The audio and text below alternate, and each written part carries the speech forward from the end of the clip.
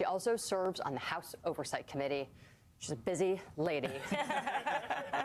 I want to hear about the stories that you heard when you were on the ground in Los Angeles for this hearing that we just teased, about the stories that immigrants, I imagine some who are not U.S. citizens and some who actually might be U.S. citizens, and what they had to tell you guys. Yeah, so first of all, we heard the story of a U.S. citizen who was on her way to work, and as she tried to tell them, listen, I'm a U.S. citizen, they would not listen, and she was taken into custody. We also heard about just the conditions, the horrific conditions that human beings are being kept in, the unsanitary conditions. But here's the reality. We went to L.A. I've been to Chicago to hear stories about, how much force is being used when people are being detained. But, I can go right home, and I know the stories of my constituents. I know about a young lady who's only 21 years old and had consistently showed up to her appointments, and she was nabbed at one of those appointments. Her family said, make sure she's got her diabetic medication. They tried to give it to them.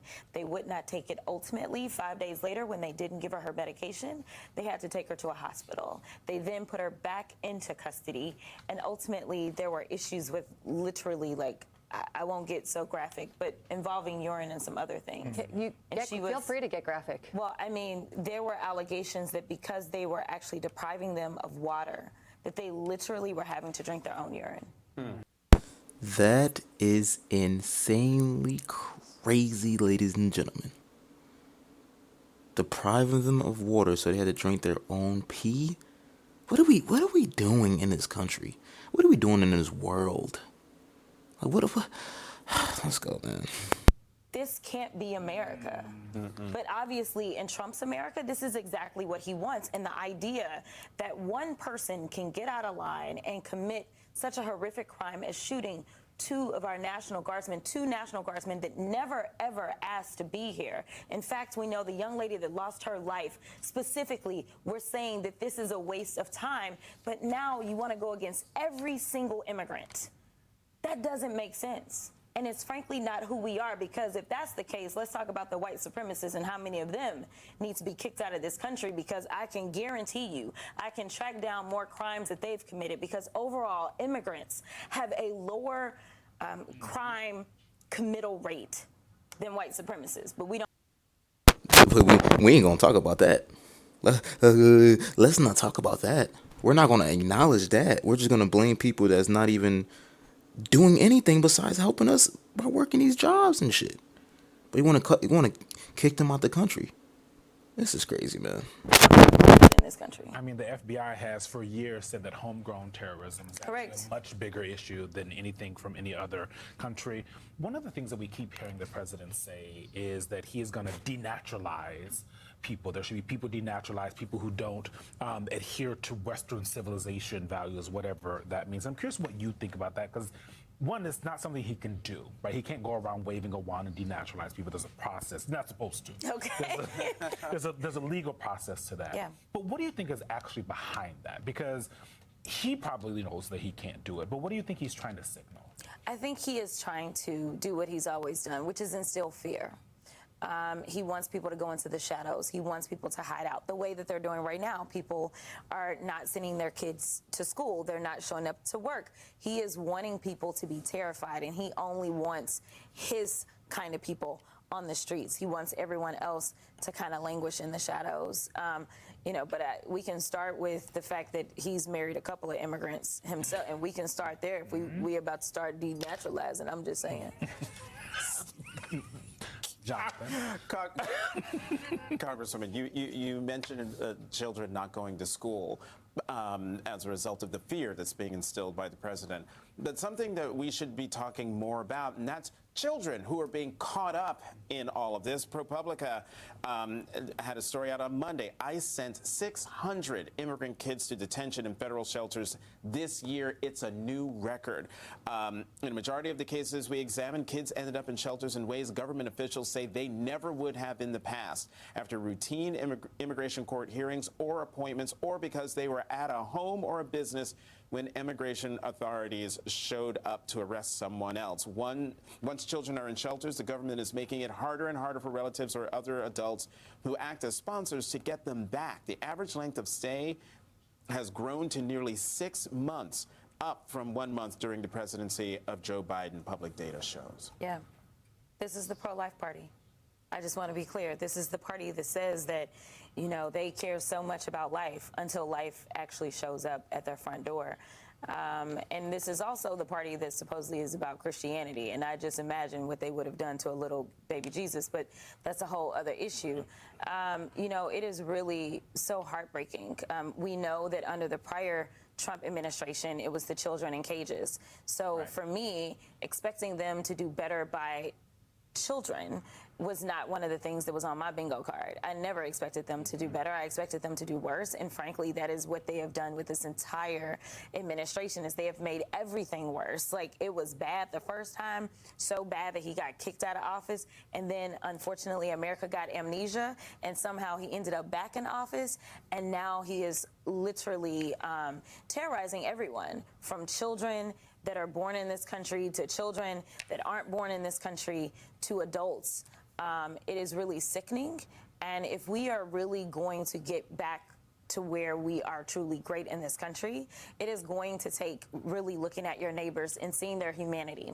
He was able to dehumanize people during the election, whether it was trans folk or whether it was the immigrant. He dehumanized. And if you study anything about the Nazis, that is where it all starts, is the dehumanization. And none of us should be sitting by, even if we're not trans, even if we're not an immigrant. You have to understand that the dehumanization will come in for black folk. It will come in for women. It will come in for everyone. And that is why we unfortunately got here. But if we recognize where we went wrong, hopefully we can get back on track and recognize that our strength lies in our unity, because there's so many more of us than there are of them, this hateful, venomous regime that we're living under right now.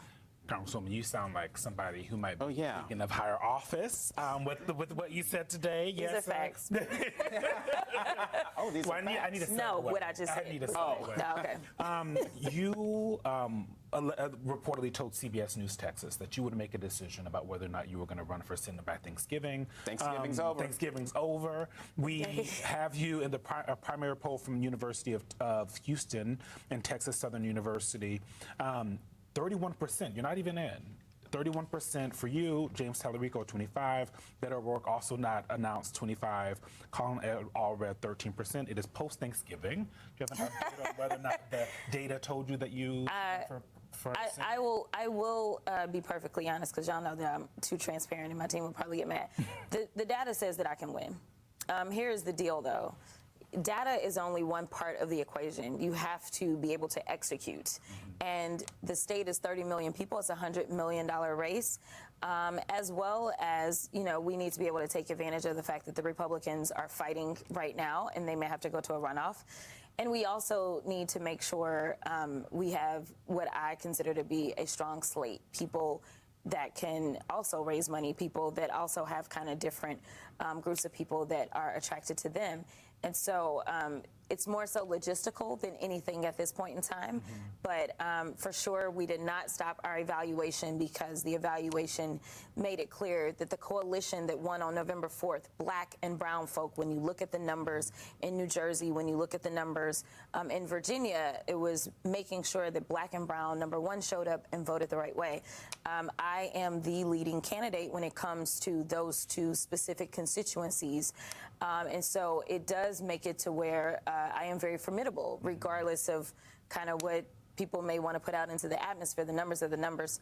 So we will see if execution is something that looks like a reality in a state of 30 million in basically a year trying to get this done. So you still haven't made a decision? Because that's, to me, that sounds like someone who is like this close to saying yes. I am closer to yes than I am no. I will tell you that. Take that. But regardless of what people think, strategy matters and execution matters. And there are a lot of people that don't believe in Texas. And so for me, if I am going to tell people that they need to believe in Texas, I need to not only have numbers on a piece of paper, I need to be able to tell them this is exactly how we're going to get there. And part of that equation, for me, again, comes down to what type of ticket, instead of relying on one person to kind of carry the load, what type of ticket. So I've actually been talking to other candidates, potential candidates as well, trying to recruit them. I mean, up and down the ballot in Texas. Up and down, to make sure that it's not just the top of the ticket that everybody's looking at, but instead it's not like I can get around Texas by myself. It's having other people that can also come. There y'all having Miss Jasmine Crockett. I hope she gets up there in that office. I'll be praying for her, man, because she speaks her mind. Sometimes that's scary in this country, but we need people to do it, not be scared. And she's one of them leaders that, might be points you agree with, might be points you don't agree with. I mean, that's just life in general. But everything she's just saying is facts, man. Why is this man in office? Y'all can argue me down in the comment section, man. Make sure y'all like, comment, subscribe, and hit that notification bell to be notified when I upload. If y'all want me to react to certain videos, please let me know down in the comment section, y'all. I got way more videos to do. I'm out of here, man. I love y'all. Peace and love.